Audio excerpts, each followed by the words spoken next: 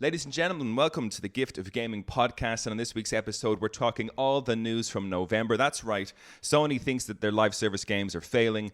GTA 6 and Rockstar aren't being great to their employees. And of course, AI's back in the headlines. It's all here on this week's episode of the Gift of Gaming podcast.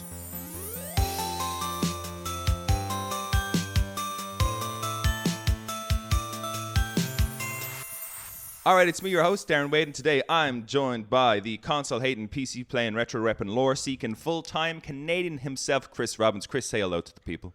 Hello, people. And, of course, the artist who may never, ever be known as Mr. Xbox Games Pass himself, Luke Maycock. Luke. What it is. What's up? Let's go. You, homie. What a time. Before we go into, we're having a good conversation before I hit the record button, which I want to return to. So I'll get into that before we talk about what games we're playing. We were discussing Call of Duty and its abject failure. Yeah, I mean, have you seen the videos? Like the campaign, it looks batshit crazy. Well, apparently like zombies are part of the actual main story now, and they're just like. But it's a weird because I don't know if it was Summer Games Fest or if it was maybe a PlayStation Direct or whatever their PlayStation. What are the PlayStation ones called? Show. Oh, State of Play. State of Play. Yeah. So I don't know if it was a State of Play or something like that. The PlayStation. I know. It's definitely on me. But they aired it, and at the end was the kind of release trailer for Black Ops. And when I was watching it for a while, I thought it was a Control game. I thought it was like a new thing from Control. Yeah. So did I. It had that the dude from Heroes, and he was in the office. Yeah. The butterfly or something. It was really weird, and I was like, this isn't where I ever want Call of Duty. Like, not that I play Call of Duty much anymore anyway, because of I'm a big Warzone. Like, Warzone was the last time. The Battle Royale was what I got into. I don't want to play your weird ass, crazy. I don't even know what I'd call that. Like psychic thriller version of Call of Duty. I liked it conceptually. I like the idea. I was like, oh, they're trying something new. I love SCP stuff. I love Control.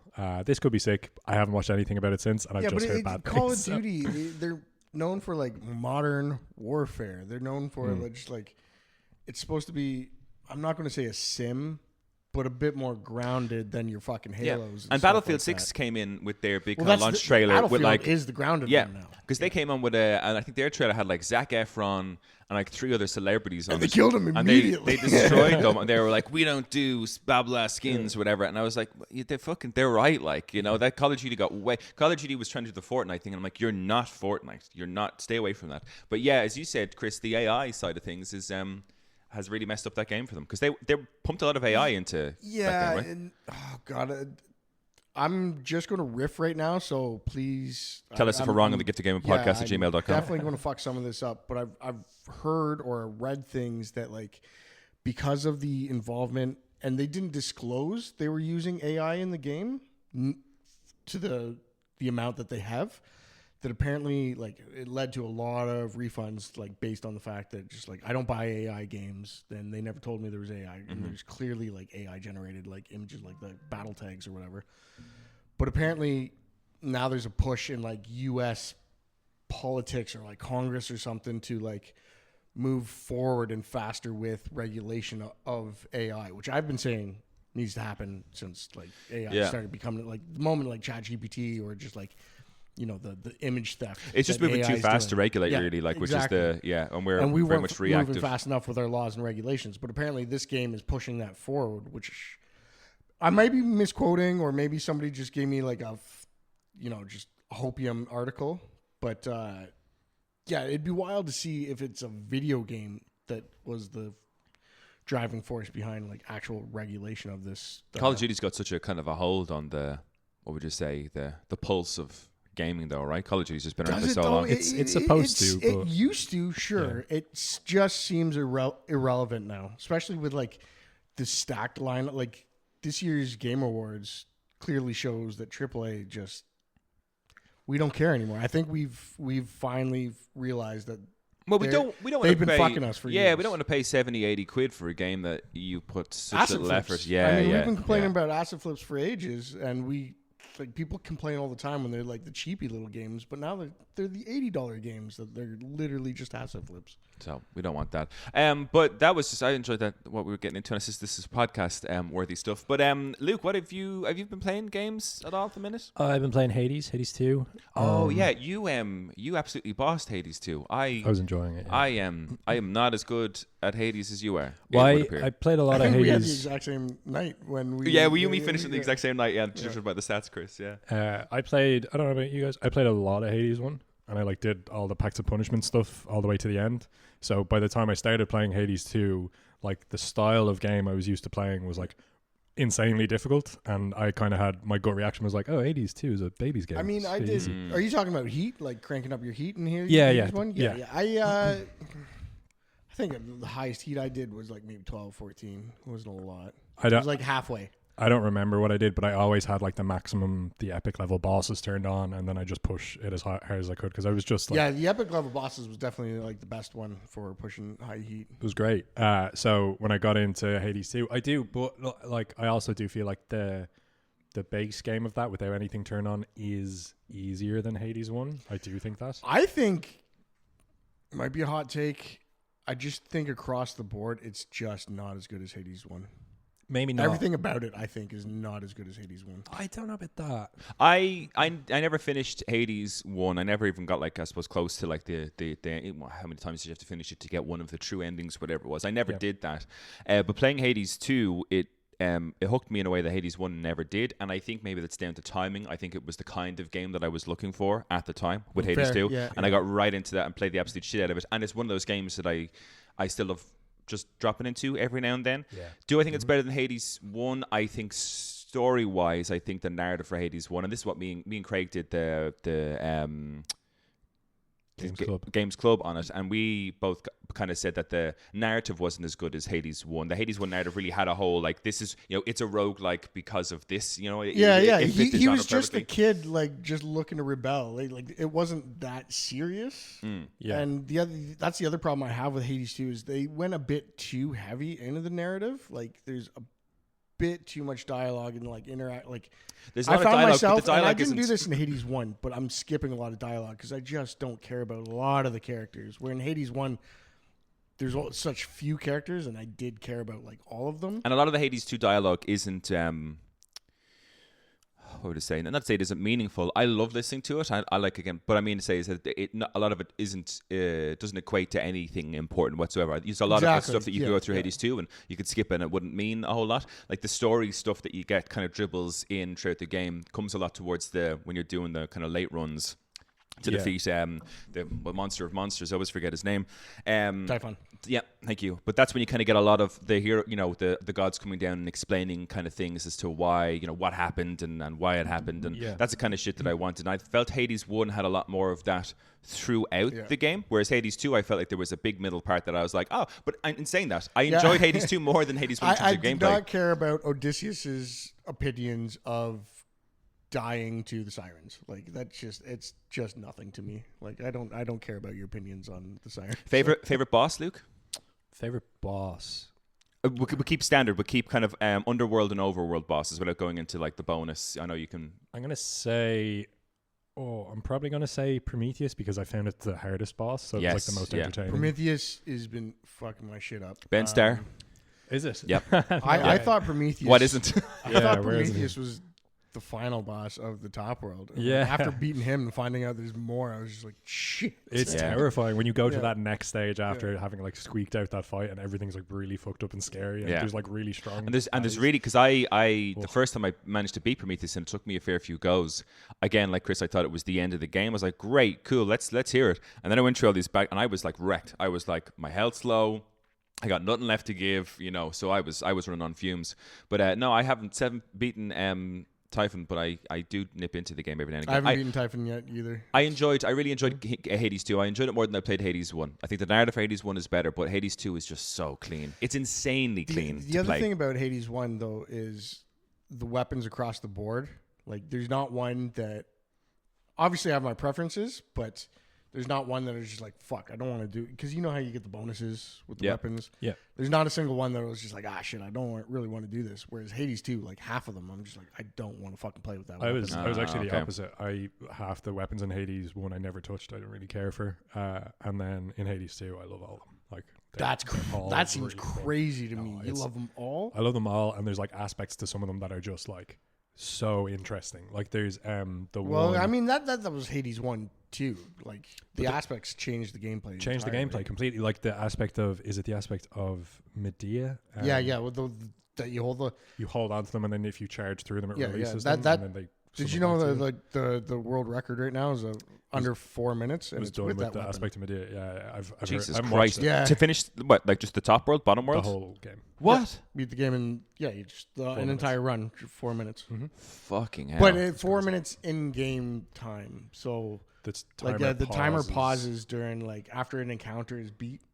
It's like when you're doing the Trials of Chaos, you sometimes get a timer, but the timer will pause after the encounter. Right. Okay. So the moment you complete things and you're making a decision to go through the doors, timer's off. Yeah. Okay. Yeah. But That's fair. they might as well not be because these speedrunners. Vickers is just fucking running through. Like, They I know don't exactly even what know they how want. they're reading it that fast. It doesn't make any fucking sense. Anyway, that's me. Hades 2. Nice. Loving it. Such a great game. That's been Chris? my whole life. What are you? I had been playing a bit of Hades. I'm kind of going through like a dry spell right now, man. I'm just not enjoying games as much as I should be. I'm bored, I guess. I don't know. Fair. Arc Raiders is done and dusted for you. I did pick up the Diablo 2 Resurrected. I was playing with my buddy Dave. We used to play Diablo 2 like when it first came out all the time. So I picked that up and then played a bit of Arc Raiders. Yeah, but other than that, I started a Baldur's Gate 3 run again, but that's probably not going to go anywhere. I'm just, Dark Urge? yeah. Nice, I'm killing everything, man.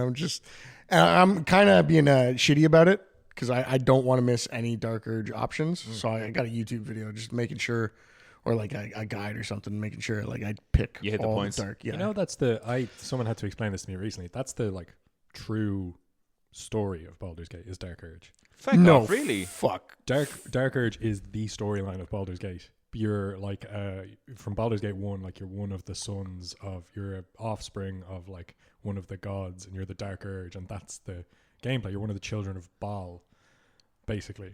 And I like that. Someone explained that to me recently. I was like, what? But that's like New Game Plus stuff. And they're like, no, that's just like, it was just Dark Urge for the longest time. And then after a while, the developers were like, well, I guess if people want to create their own characters as well, they can. And we could just have roughly the same thing happen to those characters. That's pretty dope. Yeah, It's sick. I like that because I guess it's not a thing that would sell for everybody. No, as a game thing. So I get that. I myself, gentlemen, are Sorry. no. Go for One it. more thing about Dark Urge. The best part of it is it's the only way to like truly kill and make sure he's never on your team.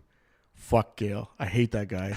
He's not eating any of my magic items because I killed him, chopped his arm off chopped his in the arm off? portal. Yeah, he's gone. He's never coming. He's never joining. Fuck that guy. You hate him. I'd love to hear more about why you hate Gale, but I think we have... Because he eats my items, man. Fuck that guy. Yeah, you know. I suppose he's a bit of a liability, really. I guess Yeah. with the whole thing. I don't think he eats that many items. I don't think. One is too many. Well, one of my special magical Yeah. items. Yeah. I want that to sit in my barrel where collecting dust. That I'll forget ever existed. Yeah. Gale goes over to the barrel and Chris just puts his hand down on it. You can't touch this. On a lighter note, I'm playing a fuck ton of Animal Crossing at the minute. I'm back in there. I Back in the think when I somewhere. walked in, I saw a video up. Yeah, it was. It was just on. It's on standby at the minute, but I was playing it. The turnip exchange is back hopping. Is it actually? Yeah. Because it was quiet when I started playing this maybe about 3 weeks ish ago, and the turnip exchange was really quiet, and I was worried. I was like, shit. I was kind of hoping after the announcement of all the DLC, everyone would be back. But I think now that we're entering December, and the DLC is out in January, I think the Animal Crossing players are like, oh, I need to tidy up my island for that new the new DLC. So I think people are getting back into it. But this week I was I was buying turnips for 67 bells and selling them for 600 and something bells. I'm a wealthy man. I got millions of bells in the pocket, which is great because my island is still so new that I need a lot of bells to design it and stuff. So I'm great. there. Good I'm for there. you. Yeah, it's been great. What's the story with that DLC? It's announced, but it's not out yet. Announced it's coming out January, I think 26th maybe, but it's there's a new hotel. Either I think it's maybe on your island, or you get a boat from your thing to the island where the hotel is, and you pretty much are running the hotel for visitors as an aside to your island. On top of that, they're improving. Like there'll be a Switch 2 version of Animal Crossing. You know, like that basic improvements, run faster, frame rate's better, which is not what I need from an Animal Crossing game. But I think they're like they're improving inventory and all that kind of stuff, adding in a few bits and pieces. But it's great. It's one of the things I'm disappointed by was that by them announcing, because it was fucking radio silence since 2023 on it. Like there was nothing for Animal Crossing. And I kind of was thinking, maybe they'll be talking about a new one for Switch 2 at some point soon. But the fact they're releasing this DLC means we are so far away from a fucking new Animal Crossing game. But it's fine. I still have a lot to get out of this one, I think, That's great. Well, let's kick it to this week's episode. We're on the news, and I guess let's get started with a naughty Rockstar, shall we? This is coming from gamesindustry.biz by Sophie McAvoy. This is from kind of the 3rd of November, but it's been updated a couple of times since with how this article's been going. So I shall read the original story from November 3rd and go through the update. The Independent Workers' Union of Great Britain, the IWGB, has accused Rockstar of union busting after the studio reportedly dismissed 30 to 40 employees last Thursday, October 30th. As Bloomberg reports, the workers affected were either members of the union or attempting to organize at Rockstar. Rockstar has just carried out the most blatant and ruthless act of union busting in the history of the games industry, said IWGB President Alex Marshall in a post on the union's website. The quote continues, "This flagrant contempt for the law and for the lives of the workers who bring in their billions is an insult to their fans and the global industry," end quote. Marshall did continue on to say, despite this calculated attack on workers organising for a collective voice and to improve their difficult working conditions, the Rockstar Union remains undeterred. They will keep organising for respect and better conditions whilst continuing to pour their blood, sweat and creativity into games that are loved by millions. The developer's parent company, Take-Two, refuted the IWGB's claims, stating that the terminations were, quote, for gross misconduct and no other reason, and that it fully supports Rockstar's ambitions and approach. Starting a union is the gross misconduct. Yeah. Quote, "We strive to make the world's best entertainment properties by giving our best-in-class creative teams positive work environments and ongoing career opportunities," said Take-Two head of global corporate communications, Alan Lewis. "Our culture is focused on teamwork, excellence and kindness. Rockstar Games terminated a small number of individuals for gross misconduct and for no other reason. As always, we fully support Rockstar's ambitions and approach." Then this was updated on November 6th. Rockstar has claimed workers fired last week were leaking confidential information and their dismissals were not related to the union activities. Quote, "We took action against a small number of individuals who were found to be distributing and discussing confidential information in a public forum, a violation of our company policies," a spokesperson told Bloomberg. Quote, "This was in no way related to people's right to join a union or engage in union activities," end quote. In response, Independent Workers' Union of Great Britain, the IWGB, President Alex Marshall said Rockstar is afraid of hard-working staff privately discussing exercising their rights for a fairer workplace and collective voice. Management is showing they don't care about delays to Grand Theft Auto 6 and that they're prioritizing union busting by targeting the very people who make the game. This is a sad one because this is kind of, I think, a big deal in terms of this is what Rockstar's stuff has happened at the beginning of November, and I think it's kind of already off the radar. Do you think it's already off? People have stopped talking about it, or I think so, yeah. Really? Yeah, I mean, it's been on my mind because you and me discussed Red Dead Redemption, and I think it was the first time you and me ever got into big conversations, Luke, on what do you call it? Towards the end of a game production, the burnout, the grind, whatever you call it. And we were saying that Rockstar, when you looked at companies, Rockstar was the worst for this kind of grind that it forces its employees through. I mean, well, yeah. So that's the key word, forcing. But like a lot of these games, like, have you heard speaking of Hades again? Like, they did a pretty fucking hefty grind near the tail end of, like, trying to release their game. But it wasn't so much forced. There was a small team. They were passionate about doing it. And, like, fair play to them. Like, they made one of the greatest games ever fucking created. So, like, there is a bit of a grind with this industry that, like, you kind of have to accept. But it is when you, a big, greedy company that's forcing you. And especially, like, if you fucking tell all these employees that they have to work overtime while you're sitting on a yacht or something somewhere, then something's fucked up. But do we have to expect these grinds? That's the question. I mean, life has, speed bumps and shit every now and then. But it's like, again, like, it's a topic that I have a lot of experience with because, like, I've worked in a few animation studios and I've done a lot of unpaid overtime. I've done so much unpaid overtime. No, that's a problem though. Unpaid is a problem though. Right. That becomes an expectation, I think. in these Sure, places. it gets baked into that is the But- problem. But like my case is a great example to talk about because I chose to do that. No one was making me do it. You could say that in the background, there is always this thought in the back of your head, like you live and die by your reputation in this industry. Like you want to be seen to be doing good work quickly. Those are the two metrics. It has to be good, it has to be quick. And it was TV animation, so it has a deadline and it goes out by the deadline. So if you don't do it, someone else is going to have to do it. So there is all that hanging over. And also, like, I really enjoy animating. So I enjoy doing it. Like, I crack a beer and I like do an extra couple of hours on a scene just to get it looking exactly how I want it to. And so that's an example of that's me pouring my passion into it and my love for the craft and all that kind of thing. But it is uncompensated, and the studio would rather. That's the problem. I think if you were working for a good company, it would be maybe not like in overtime pay at that moment, but like a year-end bonus, or just like, hey, we finally got that out the door. Everyone, please take like an extra long weekend or something, like an extra long weekend or 3 days off. There'd be a Company retreat, something that like. Hey guys, go talk to a union if you need to. You know, be a sincere conversation. Yeah. But, no ramifications. I mean, that's why a company should be paying or treating their employees well, so they don't unionize. We're not going to get into the union conversation because bad taste in my mouth. I've been part of a union before, and it's wasn't working for sunshine you. and rainbows. There is value there. I see the idea, but yeah. Not for everybody. Yeah, it's one of those things where that grind, I just don't know if we can, like, what I like with GTA's 6 delays, that they're constant delays. I wish it was any other company than Rockstar because of their history, but I like the idea that they're saying this big game, which is worth, I mean, you see it when they call it a delay, like stocks begin to fucking plummet and stuff. Like, that's how big and important this game is, GTA 6. But I'm glad they're delaying it. I'm glad it's been delayed again until November of next year because, hey, it just means that people probably, I hope, won't be absolutely working out their arse to get this thing done.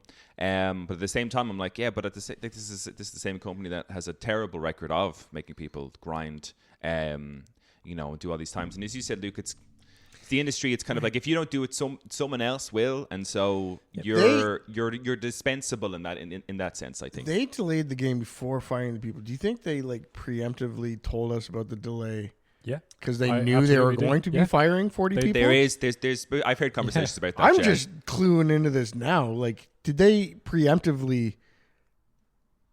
Holy shit! I absolutely do think that's why the delay came out. I think that I obviously can't prove that, but like Rockstar are approaching this whole and the upcoming litigation around it. They're approaching it all very carefully, holding their cards very close to their chest, and like seeping out information about why they're taking the action that they're taking.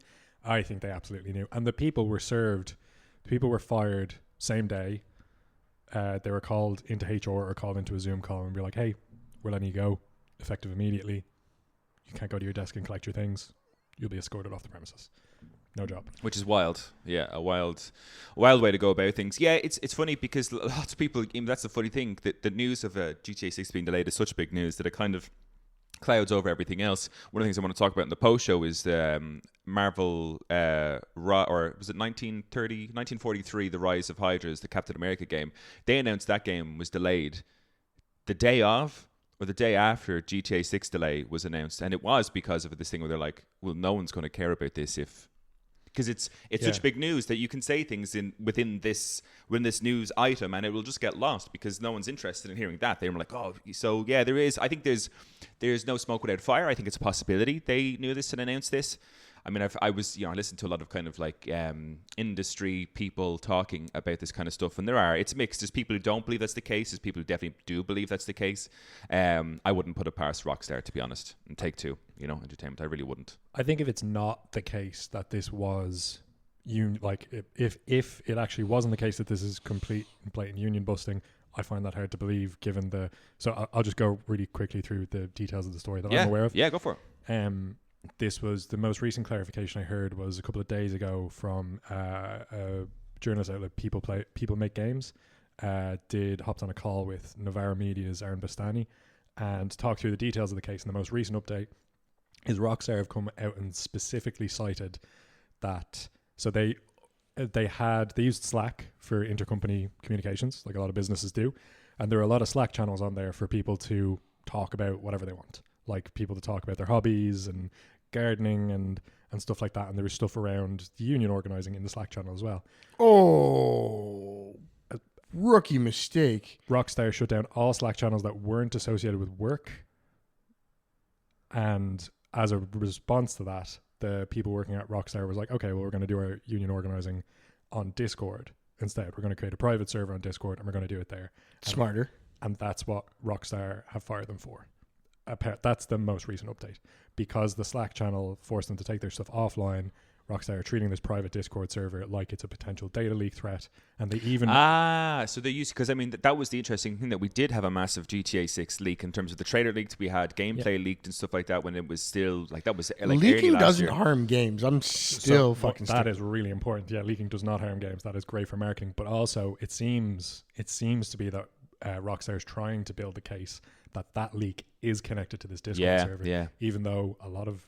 not all of the messages have been leaked, but pretty much the majority of the messages from the server have been leaked. No one showed a trailer. No one did anything. I mean, the thing with Discord, like, even if it is a private server, and like, you can get that entire history and just like the transcript, and like, if they have nothing to like hide, I suppose, like, if they weren't actually leaking anything, they could just release that entire transcript. And in theory, wasn't the leaks of the game development part of a hack? Wasn't that what the initial was? I thought they were hacked. I'm not sure. It's a while ago now. In fairness, it's about 2 years ago, I think now. Yeah, but yeah, like, I mean, that's all of what you're saying doesn't surprise me. So that's the most recent update that I have, and my takeaway of it. At the end of the what if day, they leaked it themselves so they could blame it on? I think that's entirely possible as well. Fuck, this is some tinfoil hat shit now. Like, my takeaway at the end of the day is that this probably is union busting. If it's not union busting, it's definitely, there's without a shadow of a doubt, there's no way this isn't union busting. Right. But if in some scenario it isn't union busting and they were just like cracking down on like potential leaks and tightening up security, and as a result of it, the bad optics of it are that all 40 people that they fired are either in a union or trying to join the union, then that's just their massive coincidence. That's just there's no way that's a coincidence. That's their shit coming home to roost, because Rockstar has fucked this up for decades now. Yeah. And this is their comeuppance. I'm delighted that it's happening to them. I feel so bad for them. The employees. I want to be delighted. Rockstar's not going to suffer for this, though. Yeah, likely not. They're going to get away with this. People are still going to buy their game. They're going to forget that this happened because it's GTA. And all the workers who were here on work visas, which are now invalid and they're getting deported back to where they're from, are still going to get deported, and like they're going to have their lives. It won't matter. Yeah. So the workers get hurt. So I don't really care if it hurts, and I hope it does hurt. I'm on your side with hoping that it hurts. But I'm pessimistic, man. I don't think the company's going to be affected. That's what I mean. I think I think if this was kind of smaller studios, I think it'd make bigger news. I just think GTA 6 is such an untouchable titan, or Grand Theft Auto is such an untouchable titan of an IP.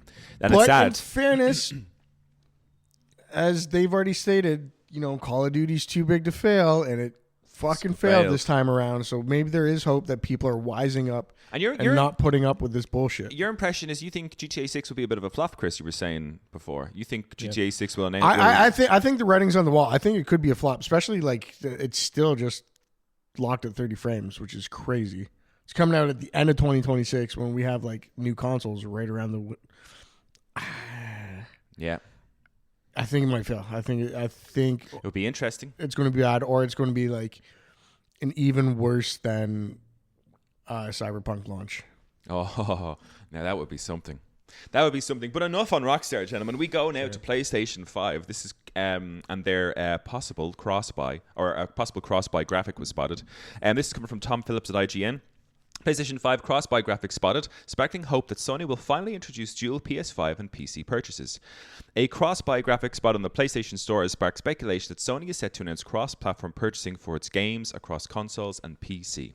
References to a cross-buy tag seen via the PlayStation Store and a PS5 console store graphic featuring the word cross-buy were recently spotted by social media user Amethyst and investigated by Deal Labs. Now, Deal Labs have verified both the PlayStation Store code and image are legitimate, confirming, if nothing else, that Sony is indeed thinking about some kind of cross-buy offering. How exactly this offering may work remains to be seen. However, How exactly this offering may work remains to be seen, however. Would cross-buy only be available for first-party games currently released on PC? Would access be granted free for future PC launches? And what about third-party titles? Indeed, there's no formal confirmation this cross-buy feature relates to PC at all. Amid reports of a future PlayStation handheld being in development, perhaps the scheme will simply be offered for games that work across the PS5 and a new PS5 portable.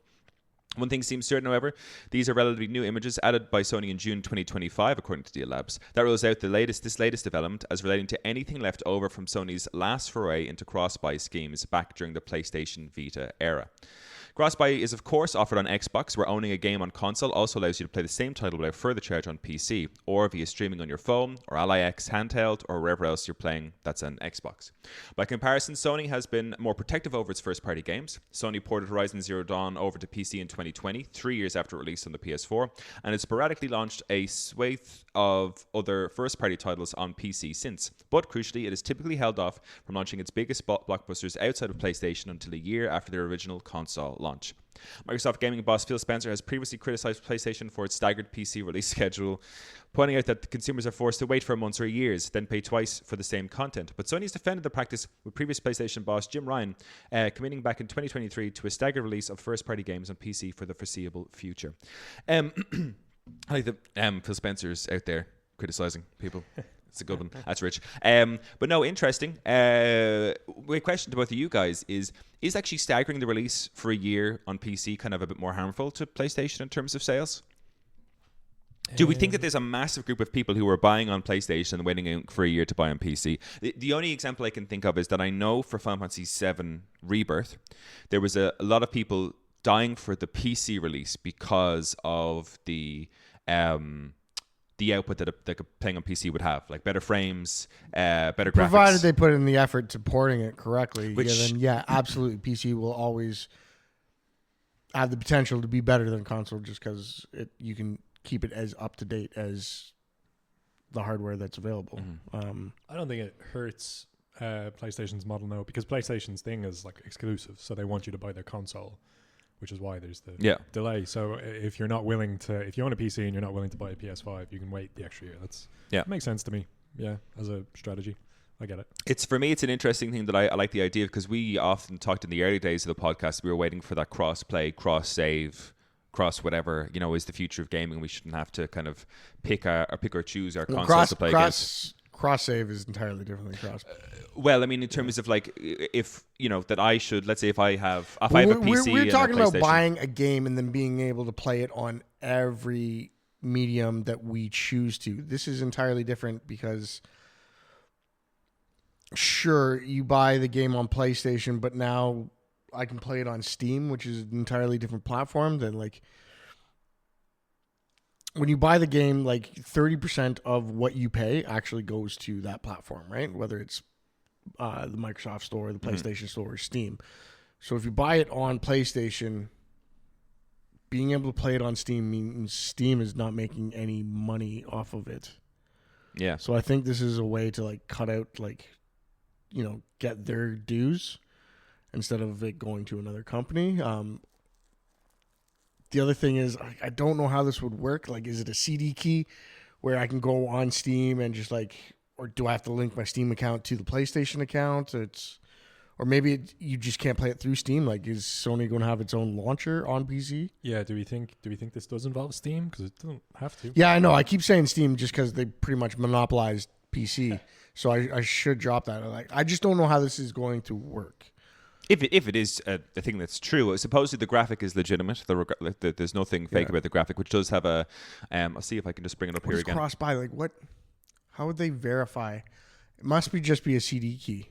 It would have to be. Yeah. So the thing says cross buy, and it's cross buy in this cool little like colorful whatever else, and beside it says PS5 PC. So I'm assuming whatever your profile is on PC, once you load in. Yeah, but how does you link it Sony, to your what you know?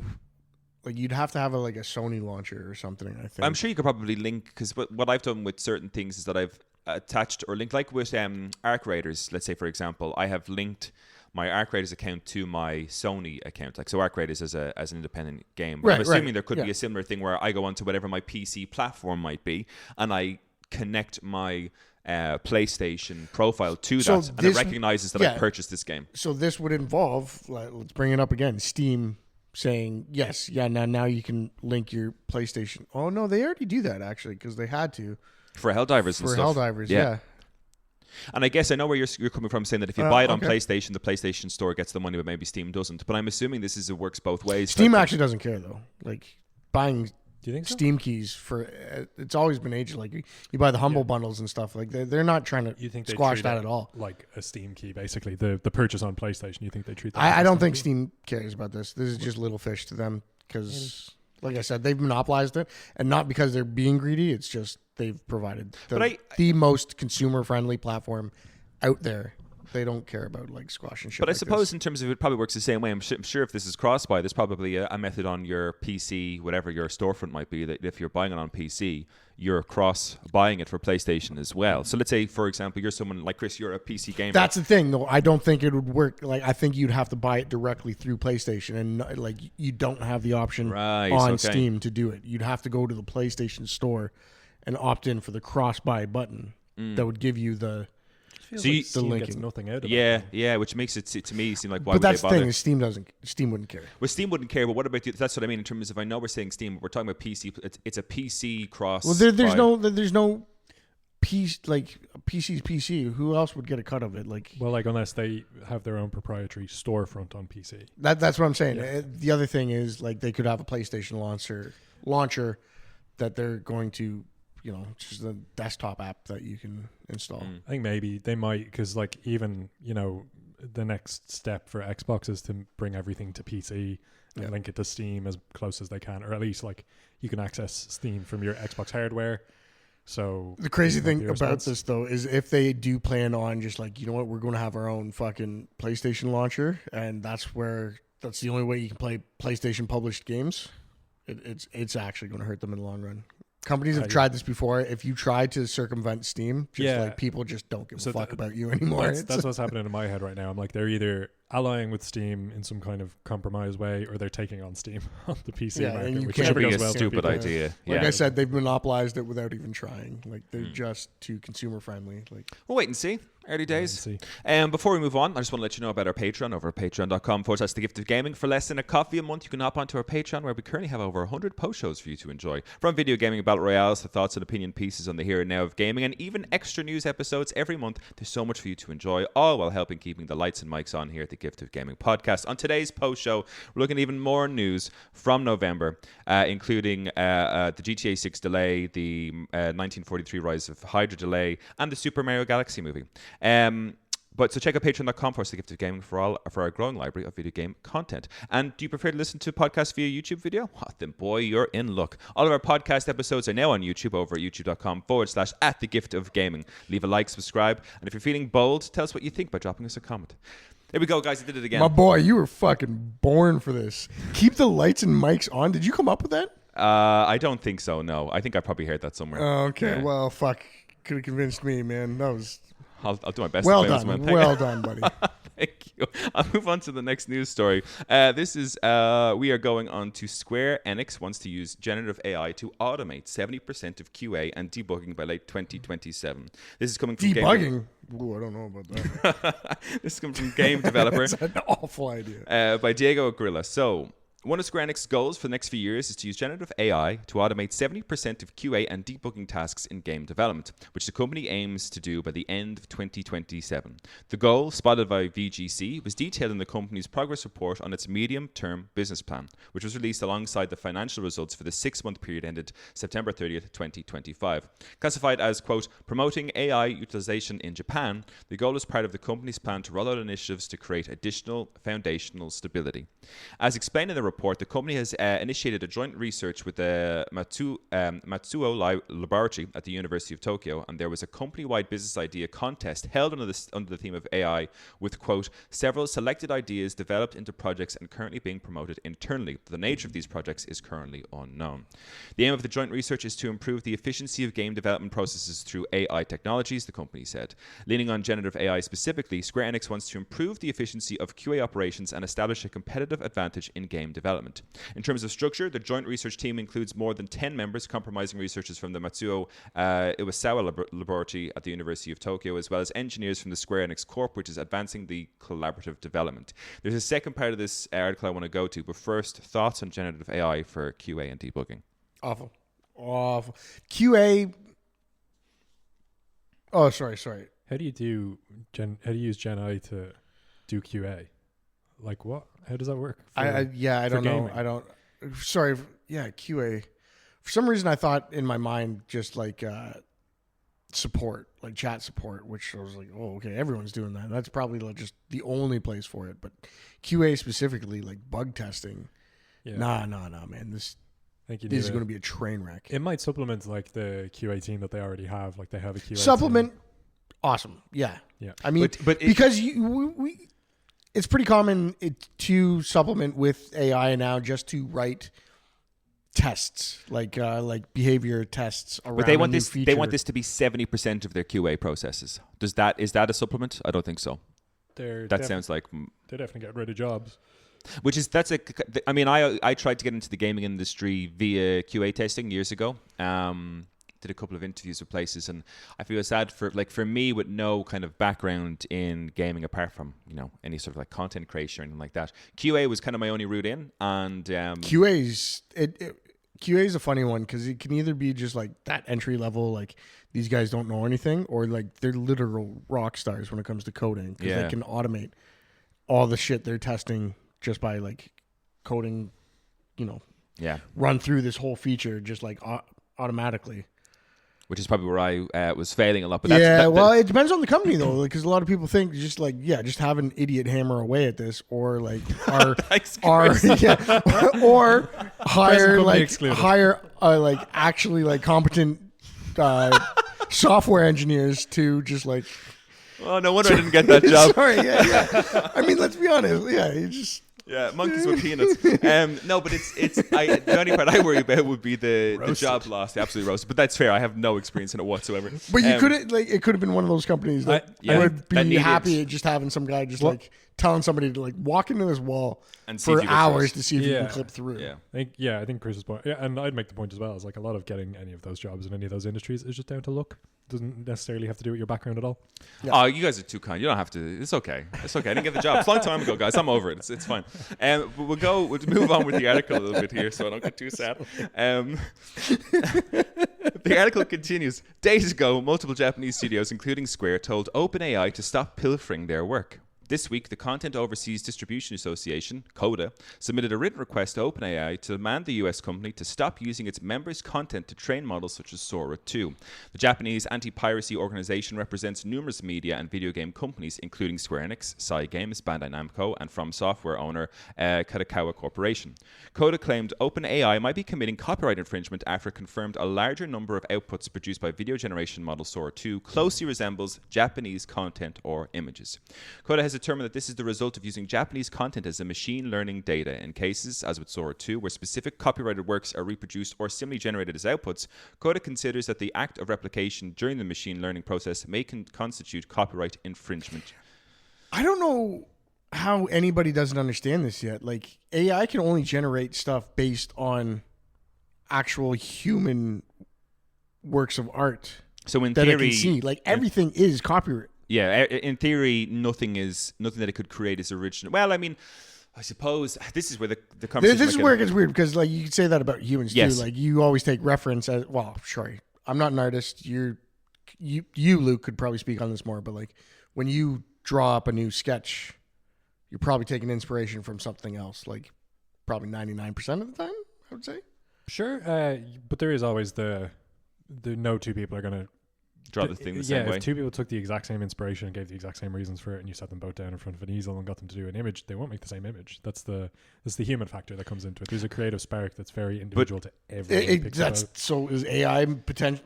Like, you could give them the exact same prompt twice in a row, and it will come up with two companies images. will come up with two different images. Yeah, two companies will come up with two different, but that's just two different bases of like training, right? Is that not with the humans as well? You have come up with two different bases of. And listen, I'm not Fuck it. for. I'm not for defending. I'm this. defending AI too much. No, fuck it. Kill the robots now. God damn it. Yeah, this is not Those damn Yeah. clankers. be on the Fucking side clankers. Yeah. God. of AI over artist isn't a great look for anyone right now. And I'll finish off anyway this article. At the start of 2024, Square Enix President and Representative Director Takeshi Kiru said the company would be aggressive when applying AI and other technologies throughout the year to create new forms of content for consumers. In 2025, game developers aren't warming up to generative AI, and some are more worried than ever the technology will lower the quality of games. Last month, Final Fantasy series composer Nobuo Uematsu talked to JZRAC magazine about his opinion on generative AI in music, stating that he has never used the technology and probably never will. Quote, I think it still feels more rewarding to go through the hardships of creating something myself. When you listen to music, the fun is also in discovering the background of the person who created it, right? AI does not have that kind of background, though, Uematsu told JSark. Even when it comes to live performances, music produced by people is unstable and everyone does it in their own unique way. And what makes it sound so satisfying are precisely those fluctuations and imperfections. That's a great way to put it. I find this so The interesting. music thing scares me because like there's like AI Drake albums out there, and like I wouldn't be able to tell the difference. I was listening to a kind of like soul version of the Black Parade. It just came up on my YouTube algorithm, and I was like, "This is who the fuck covered this? This is amazing!" I was like, "Oh, this is all fucking AI. God damn it!" Yep. And I don't want It's anything getting to do too with good, it. man. It's Yeah, getting too I good. was listening there, be like, "This sounds like someone could," but it was fully AI. I was like, "Fuck!" But I'm so thankful that my mom is the type that would fall for like a lot of this stuff. Yeah, but, yeah. Like she always comes to me first. It was like if it's like a speech from the Canadian Prime Minister telling you Is to this sign real? up for something. yeah, She's like, Chris, is this real? I was like, no, Mom, absolutely not. She's like, oh, it looked real. I was like, Yeah. thanks for messaging me first. yeah. But Yes, the Prime Minister of Canada is not trying to get you to sign up for a crypto scheme. Right? Like it'll never happen. We don't know, Chris. Never say never. But I find this article really interesting because like in almost the same breath, Sony's like, or Square Enix is like, we're going to use AI for improving all our game stuff. By the way, AI, stop stealing all our stuff. I'm like, should you? It's fucking weird. It's so weird. I don't.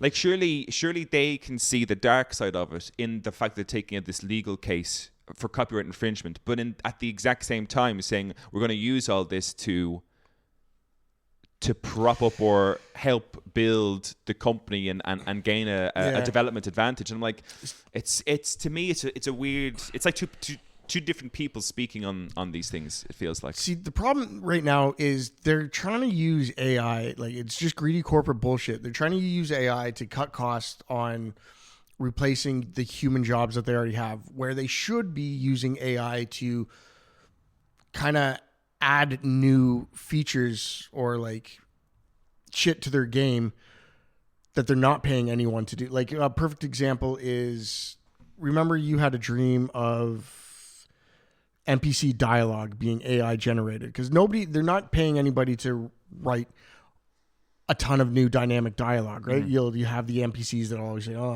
I was an adventurer like you till I took an arrow." And Yeah. they should be using AI to generate like shit like that on the fly in a game, instead of trying to replace people, because right I now. think because there's people who can write the general story or narrative of things that these NPCs can say, but like that when we play games and you click X to interact with the same person. You can only go so far. You're Yeah. not going to have like an entire staff just you just do random NPC dialogue that isn't important to anything. Yeah, You're not going to pay somebody to do that. So just get AI to do that. Fucking and to improve our experiences. Yeah, but it's such a fucking murky waters area. Yeah, it's easy to walk over and stamp on a bunch of people's rights. There was have you guys seen that AI bot applied to like Skyrim, where you can walk through it and have full conversations with every NPC? Oh, I think generates it based on AI. you might have linked us to something like that before. Maybe, I think I saw it okay. before. So that sounds like what I just described. Yeah, Is it this a yeah. thing? Yeah, it is. It's a mod though. It's like a community. Of course, mod. it's a mod. Everything to do with Skyrim is a mod now. There's no original game left. The community shit built with that game. Yeah, it's fun as hell. It's there's a VR creator that I follow who used to like do a lot of Skyrim, and she just go around like having conversations. That's cool as fuck. See, I can kind of get on board with that. Another one too, bit of a hot topic right now, but Embark with Arc Raiders and even the finals, they've been playing around with AI voice lines, and they get the actors right to do the actual voice lines, but they use like AI to like dynamically string them together, and you kind of pick it up in the game because it'll sound funny. There's weird pitches when they're just like, if you ping two things, it'll be like silencer and gun here. It won't be like silencer gun. It'd be like silencer and gun. Like they use AI to like string it together. I think there's value there. I think we can improve on that. Just for more dynamic experiences in the game. But the weird one about that one is that they're taking a lot of shit just because the moment you say AI, everyone's just like, nah. It's they got let's say there's for ARC raiders there's those 5 or 6 traders that you go back and talk to and they give you quests or whatever else. They got people to read the lines for those and then to sign off on that they could use their voice to kind of extrapolate on, you know, the voice ever more after that, even in terms of when they're improving on the game. To me, I'd love to see the contract that was signed. I'd love to see what money were these people given to essentially hand off the right for them to ever be called back to do more work for this. Was it worth, like, were they given a lot of money to say, yeah, no, you can use our voice forever more, and here's a big, you know, we just want a big chunk of money that will equate us if we were working on this for 2 years. I don't know if it's like, because it's not using their voice forevermore, it's using the voice lines they recorded forevermore. Yeah, but with AI, they've managed to take. It's like that with AI. They've taken that voice. It's like I could listen to a whole book read by David Attenborough. It's not read by David Attenborough. They've just taken what. See, that's the thing. I don't think that was in the like. That was probably stipulated in the contract. You can't just create new dynamic, like twist their words and like make them say something that they never recorded. I think it's just taking the voice lines that they recorded and kind of like manipulating that. But have they set that up in such a way that the voice lines they recorded would give them the endless library they need to put in whatever thing going forward? Do you think they actually sat them down and made them read the dictionary? No. No, but I don't think you need to. That's the thing. I don't think that's the problem that I have with this generative AI stuff is that I don't think you need to sit someone down and, hey, you have to read the fucking encyclopedia for this thing to be able to get your voice. But that's what I'm saying. Like if they never said the word, you know, encyclopedia, like they can't put that in the game. That's just a word made up of phonemes. You just have to cover enough phonemes. Yeah. In each, there's only a limited. That's number what of I'm worried about. that They got them to sit down to say, like, and I'd say it's probably out there. It exists from a guidebook perspective to say, if you want to be able to get this voice to speak every word in the English language, here's every word you need to say, so that the thing can pick up on, as Luke said, the phonemes to develop every word going forward. Same way, like when you're doing your keyboard test, you do the quick brown fox jumps over I don't remember what it is, but it uses every letter on the keyboard, which is the idea. You just need to do the equivalent, but cover all the phonemes that are used, because there's a very limited number of phonemes in the English language. Yeah, I think this is, okay. So this is one you'd have to see the contract. Exactly, but it'd be interesting. That'd be such a fucking awesome move if they actually like show the contract. This is the contract we make our VAs sign. Yeah, just show us and like nothing to hide, just like, okay. Yeah, but I think if they're not showing, it's probably because they have something to hide. So it's like, no, but we paid them like this great, as if they were working for us for 2 years, because that's what we expected. Obviously don't show the money, but like show them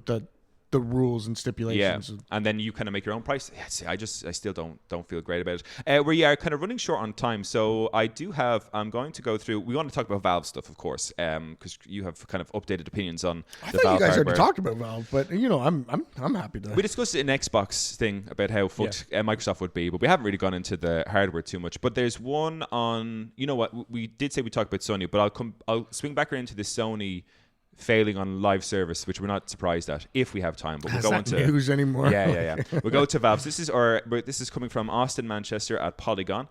Valve reveals new Steam machine. Its next attempt at PC console hybrid. Valve revealed its next batch of at-home hardware on Wednesday, including a new take on the Steam machine, a gaming PC that's intended to be used like a console. Also revealed were the Steam Frame, which is Valve's next VR headset, and a new Steam controller, all of which are planned to ship in early 2026. Valve said in a news release that it will share more specific timing after the first of the year. Valve has not yet revealed the prices for Steam machine, Steam Frame, or the new Steam controller, but all are available to wishlist via Steam.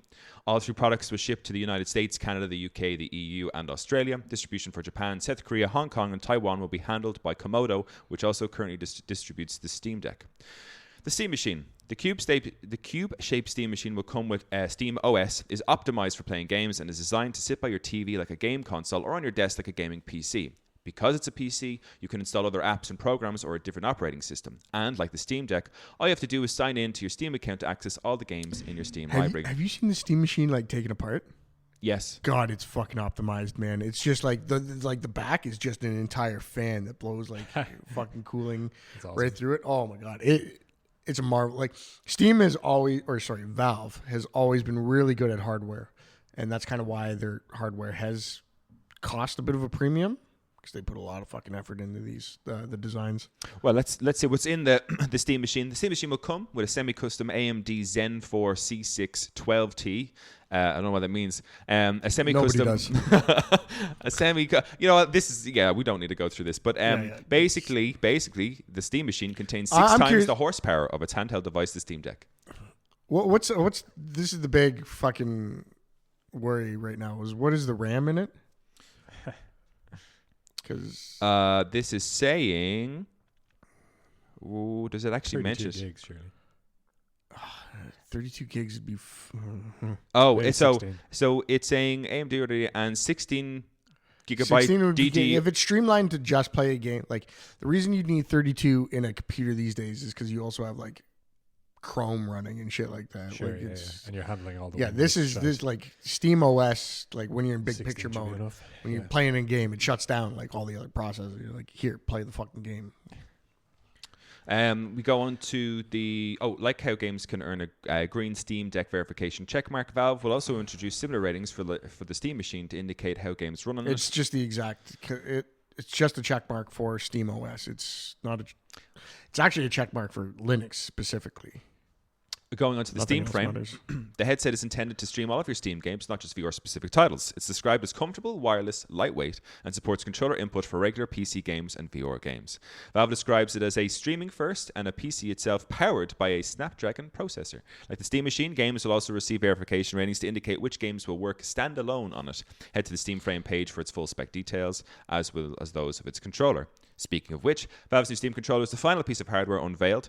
Steam Deck owners will notice the trackpads on either side of the controller, just like those in the Steam Deck. They're great for games that are usually best played with a mouse and keyboard, like first-person shooters or real-time strategy games. That'd be awful. Civ with those would be all right, but yes. like I wouldn't be fucking playing a first-person shooter with trackpads. That's no, mental. God, I'll just give me the. And I'm also trying to think like, what are the other games that I like playing on like. I'll play a fighting game on a controller, but like I wouldn't use a trackpad. God, That'd be psychotic. That'd be awful. With the trackpads and grip buttons on the back, the Steam controller will be highly customizable. Thanks to its input parity with Steam Deck, Steam controller will be pre-populated with community configurations for thousands of games from day one, or you can make and share your own. Well, that just exists on Steam right now. It's just so you can add it to the controller as well. Because you can set up controller profiles and Steam already knows oh, this is a PlayStation controller, and they have their default settings, but you can also click on the Dazzler's, perfect controller profile for Horizon Zero Dawn, and it's just it'll remap all your buttons to this is how Darren plays the game. He thinks it's the best. I like that you think that my name on Steam would be Dazzler. Maybe I should rename it to that. The Dazzlers. Chris, I'm assuming, and I'll talk about my opinions on this. I'm assuming this isn't a product for you, the Steam machine. Oh no, I already have a pretty good PC, so I don't think I would get this.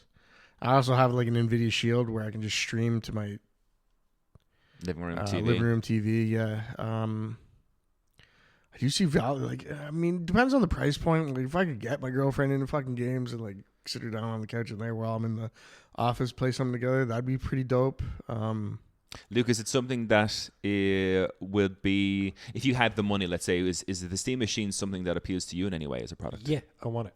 Yeah? I want one. Yeah? Yeah. I don't have a good PC at the moment. Yeah, well, that's the other thing, too, is it's perfect for that. It's perfect for that. Especially if you only want a PC to play games.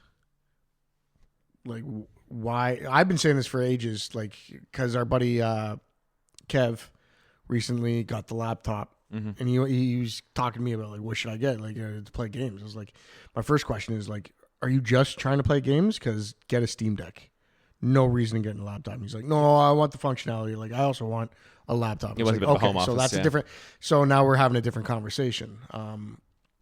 But yeah, if you're looking for something to just play games to get into the PC market, this would be depending on the price. This would be a great shout. Yeah. I want the I have a Steam laptop machine. for work. I got a phone for other stuff that I need. I can do my docs and everything on my phone. I don't mind doing that. get a PC just for your gaming Steam machine. Fuck Yeah, it. yeah, man. I, as you would have known, I was never a person who would have been too pushed for PC gaming. One of the things that's let me down over the years is that I own a Mac. So, for example, there's lots of games on Steam which are Windows only, and I can't play them. And lots of them would be games that like Age of Empires, etc. So this is interesting because we're talking about Windows only, but like these are Linux-based machines, and I feel like if it plays on Linux, it should be able to play on Mac because it's both Unix-based operating systems, right? Like, is it just Mac that makes things difficult? Yep. Yeah, big time. You That's an Apple. That's an Apple. Because I know Xcode or whatever, X Studio or whatever the fuck it is. I know that's a bit of a nightmare for developers, but you have to, as a developer, you have to buy a license to release it on Mac, and it's a yearly license that you have to pay to have it in the Apple framework.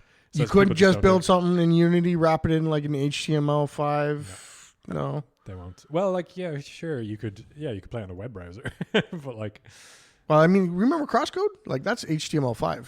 Like that's yeah, sure. You could. I'd say you'd have stuff like that. But again, like you're playing that with a browser. Yeah, you're definitely not playing your Arc Raiders and shit like that. Yeah, exactly. You need to. Yeah, Apple do make it difficult. Another thing on top of this, like another selling point of these systems, it's the same reason where, like, why I didn't have much qualms buying a Steam Deck and why I love my Steam Deck is because I've been buying games on Steam for like over 10 years. Yeah. I have like over 200 titles. I'm 3 games shy of 300. Are you? Yeah. I'm like somewhere between. This is where I think where I want this to get into the gaming world, but my Steam library consists of about 8 games, I think, because I've never been into that infrastructure. That changes, yeah. Like if you were to get, if you open the floodgates, yeah. Lauren comes home and she's like, "Hey, happy birthday! Here's a gaming laptop," and you like go on the storefront right now, like they're having the Black Friday sale. I guarantee you fill up. You'd be like, I guarantee you'd be shocked. €6 right now. I think Hogwarts Legacy is €8 right now. That's outrageous. It's crazy. Like, what price does this have to be for you to buy it? Like, what is the most you will pay for a Steam machine? I was saying initially, and I promised people that it would be around. I don't know if I promised people. I don't know if we talked about this on the podcast. Well, you make a lot of promises to me. I told you it would be around 800. I can't see it being more than that. Mm-hmm. But my opinion on this has changed drastically because I didn't realize we are in a bit of a RAM dilemma right now because of AI. Which is why you asked about the RAM earlier. Yeah.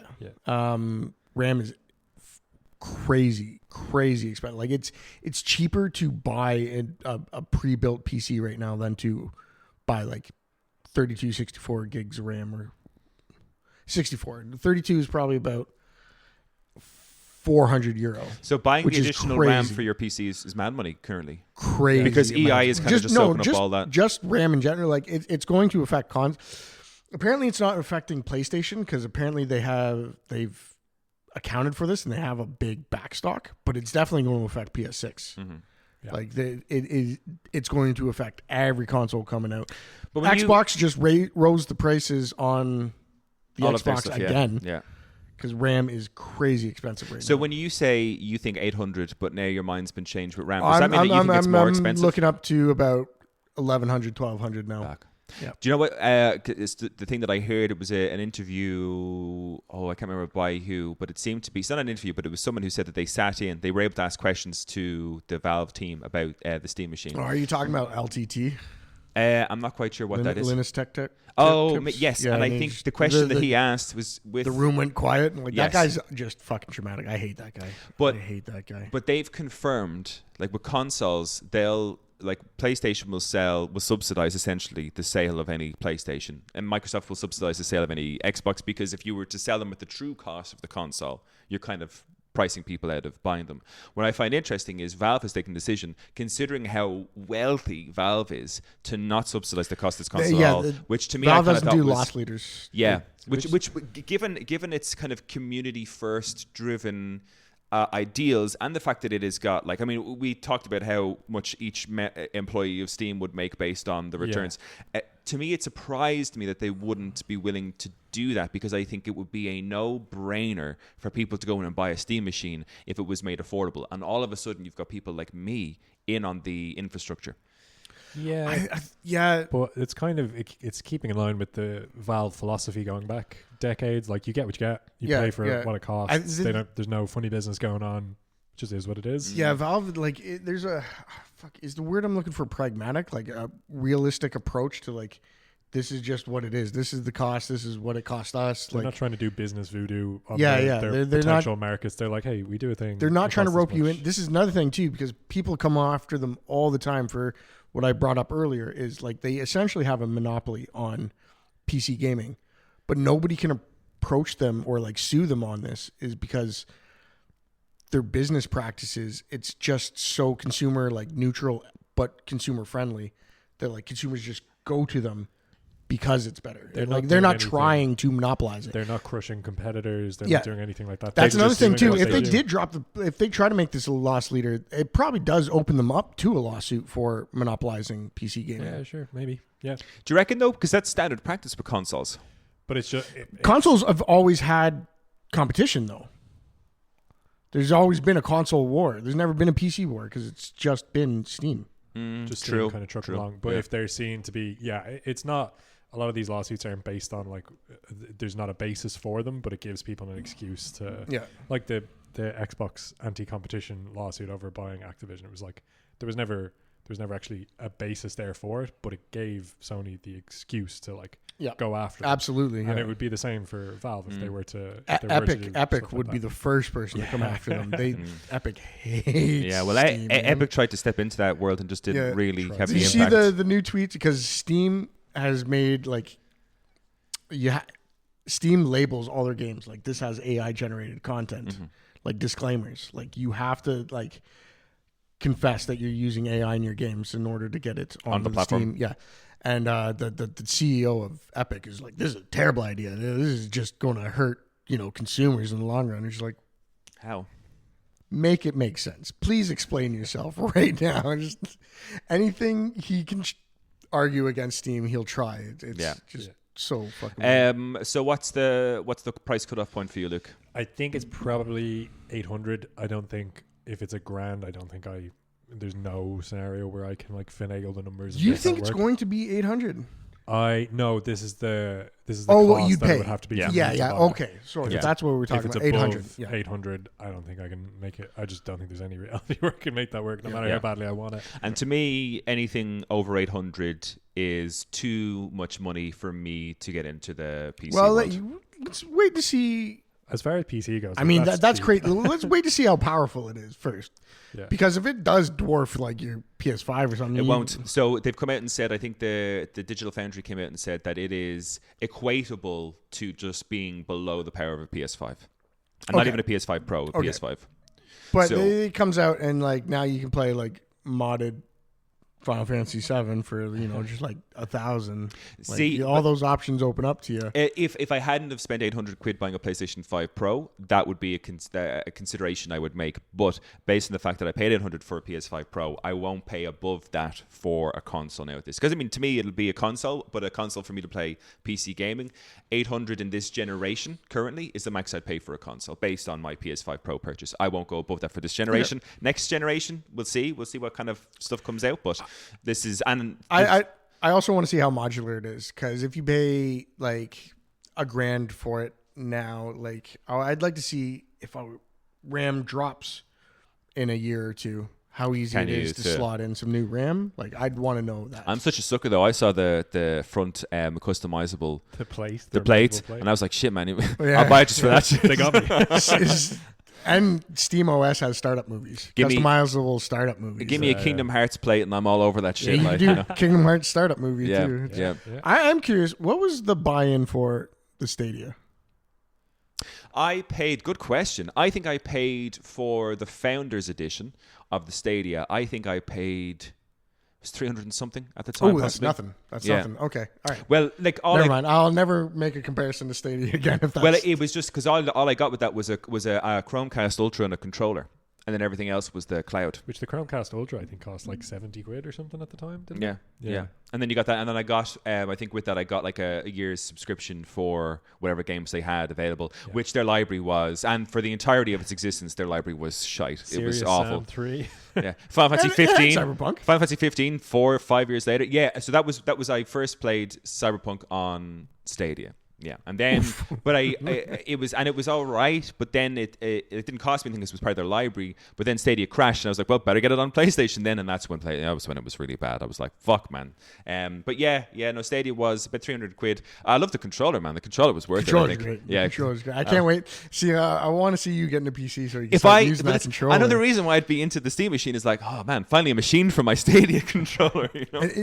The crazy thing is you could do the comparison. Like I've done it. I've had all 4 controllers in front of me. It's like, which one do I actually like? And I think the Stadia controller feels quite nice. In fairness to it, I think it's an interesting controller. I wonder if they're worth anything. I wonder if they become a part of like video game memorabilia with Stadia being such a... Yeah, maybe if cloud gaming goes on to take off in earnest, then the early days, part of its history. Yeah. Well, gentlemen, that's enough for us from today. We're going to hop on to do a quick post show and some more news episodes, including GTA 6 being delayed again and the Super Mario Galaxy movie. Just some short articles. We won't be too long. But if you're interested in that, check out patreon.com/thegifted gaming. Chris, thank you so much for hopping on board, and Luke, thank you so much for hopping on board. Sadate. And for your great insights as always. You guys need to watch Booty Tank. Out too. And to our listeners, as always and forever, keep enjoying the gift that is gaming. Peace out.